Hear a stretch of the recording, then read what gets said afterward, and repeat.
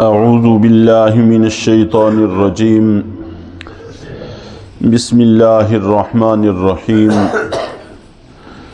لا یؤاخذکم اللہ باللغو فی ایمانکم۔ اللہ تعالیٰ تم سے تمہاری لغو اور فضول قسموں کے حوالے سے کوئی مواخذہ نہیں کریں گے۔ وَلَٰكِن يُؤَاخِذُكُم بِمَا عَقَّدتُّمُ الْأَيْمَانَ، لیکن تمہاری ان قسموں کے حوالے سے مواخذہ کریں گے جن کو تم پختگی کے ساتھ کھاتے ہو۔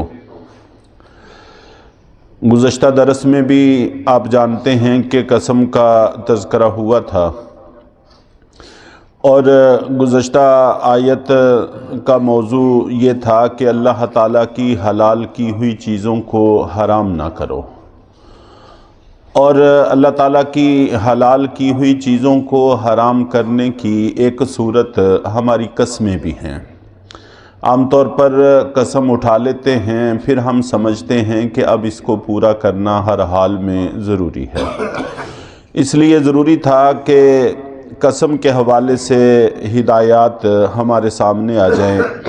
تو اللہ رب العزت نے اس آیت میں تفصیل کے ساتھ قسموں کے احکام بیان کیے ہیں، اور قسم ایک ایسی چیز ہے، چاہے کوئی بھی آدمی ہو، بڑا ہو، چھوٹا ہو، اٹھانے کی ضرورت پڑ جاتی ہے۔ خود اللہ تعالیٰ کی ذات نے قرآن پاک میں کئی قسمیں اٹھائی ہیں، گھوڑوں کی قسمیں، اور اسی طرح اللہ کے نبی صلی اللہ علیہ وسلم کی حیات طیبہ اور عمر کی قسم۔ تو متعدد قسمیں ہیں، خاص طور پر آخری پاروں میں کثرت کے ساتھ آئیں گی انشاءاللہ العزیز، وہاں پر تفصیل سے ان پر بات بھی ہوگی۔ اور اللہ کے نبی صلی اللہ علیہ وسلم کے بھی کچھ واقعات کی طرف میں نے اشارہ کیا تھا کہ آپ نے بھی اپنی حیات طیبہ میں کئی موقعوں پر کئی قسمیں اٹھائی ہیں۔ تو قسمیں اٹھانے کی ضرورت ہمیں پڑ جاتی ہے، تو جب ایک کام کی ضرورت پڑتی ہے تو اس کے احکام اور مسائل سے آگاہی ہونا بھی ضروری ہے۔ تو اس لیے بھی اللہ تعالیٰ نے یہاں پر تفصیل سے اس کے احکام بیان کر دیے ہیں۔ چنانچہ سب سے پہلی بات تو یہ جاننا بڑا ضروری ہے، جس میں ہم سے کافی کوتاہیاں ہوتی ہیں، کہ قسم صرف اللہ کی اور اللہ کی صفات کی اٹھا سکتے ہیں۔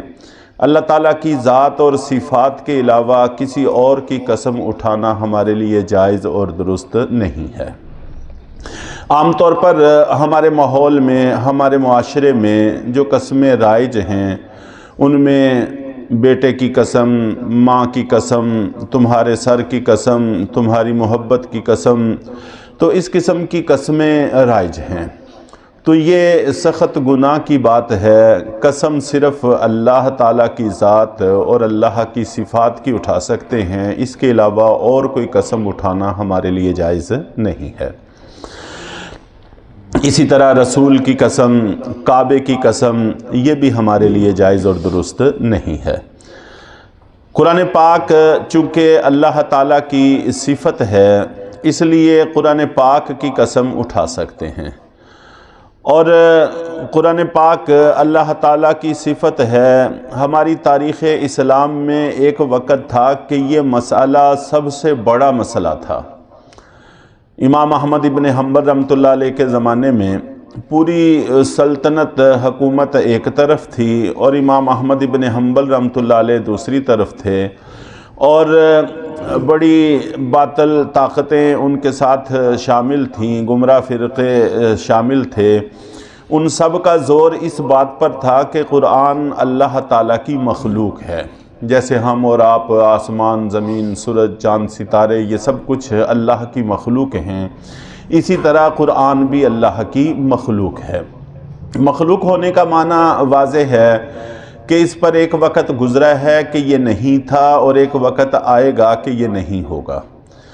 امام احمد ابن حنبل رحمۃ اللہ علیہ اور محققین علماء کرام کی رائے تھی کہ قرآن اللہ کی صفت ہے، کلام اللہ کی صفت ہے، اس پہ کوئی ایسا دور نہیں گزرا کہ یہ نہ ہو، اور نہ ہی ایسا دور آئے گا کہ یہ نہیں رہے گا۔ یہ اللہ کی صفت ہے، جیسے اللہ کی ذات ہمیشہ سے ہے، اللہ کی صفات بھی ہمیشہ سے ہیں۔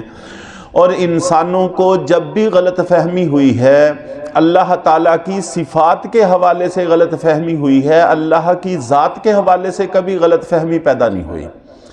چنانچہ مشرک ہوں، کسی بھی مذہب سے تعلق رکھتے ہوں، اللہ کی ذات کو سبھی مانتے آئے ہیں۔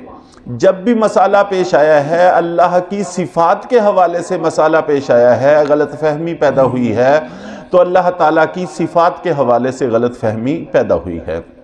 تو بہرحال قرآن پاک چونکہ اللہ کی صفت ہے، اس لیے قرآن کی قسم اٹھانا جائز ہے۔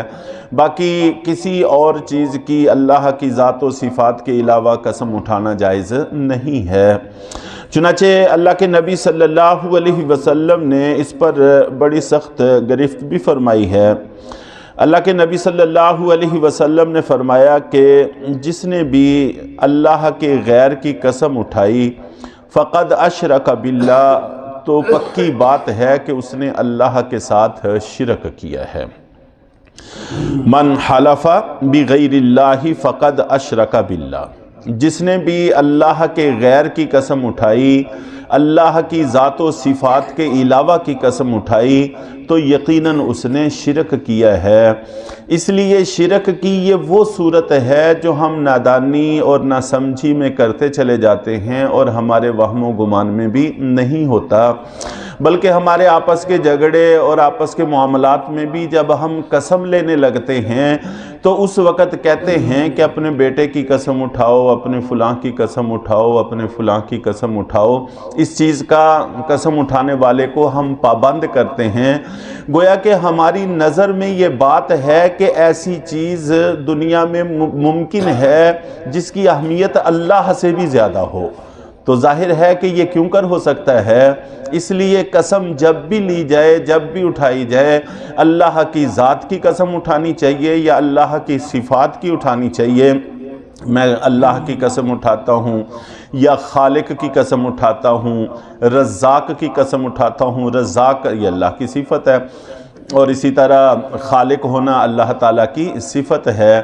تو اللہ کی ذات یا صفات کی قسم اٹھا سکتے ہیں۔ اس کے علاوہ اگر کسی کی بھی قسم اٹھاتے ہیں تو اللہ کے نبی صلی اللہ علیہ وسلم نے اس کو شرک قرار دیا ہے۔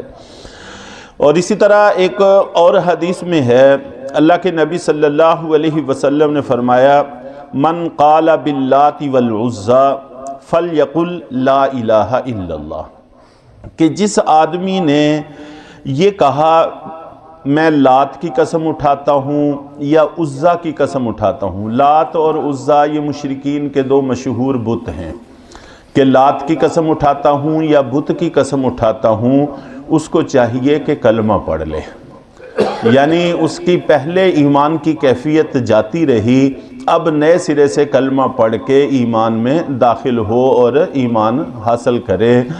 تو فَلْيَقُلْ لَا إِلَٰهَ إِلَّا اللَّهُ محمد الرسول اللہ، اس کو کلمہ پڑھ لینا چاہیے۔ تو لات اور عزا اس وجہ سے ان کا نام لینے سے انسان دائرہ اسلام سے خارج نہیں ہوا کہ وہ بت ہیں، بلکہ اس وجہ سے کہ وہ اللہ کے غیر ہیں۔ تو اگر لات اور عزا کی عبادت شرک ہے تو عیسیٰ اور موسیٰ کی عبادت بھی شرک ہے، اسی طرح کا شرک ہے، اور اسی طرح کی گرفت قیامت والے دن ان لوگوں سے بھی ہوگی جو حضرت عیسیٰ علیہ السلام کی عبادت کرتے ہیں۔ تو گویا کہ غیر اللہ کی قسم اٹھانا یہ شرک ہے اور دائرہ اسلام سے خارج ہونے کا سبب ہو سکتا ہے۔ اکثر و بیشتر ہم ناسمجھی میں، نادانی میں یہ قسمیں اٹھاتے ہیں، اس سے گریز کرنے کی ضرورت ہے۔ تو گویا کہ ایک بات جو خاص طور پر آج ذکر کی گئی وہ یہ کہ اگر خدا نخواستہ قسم اٹھانے کی ضرورت پیش آ جائے، اول تو اس سے گریز کرنا چاہیے۔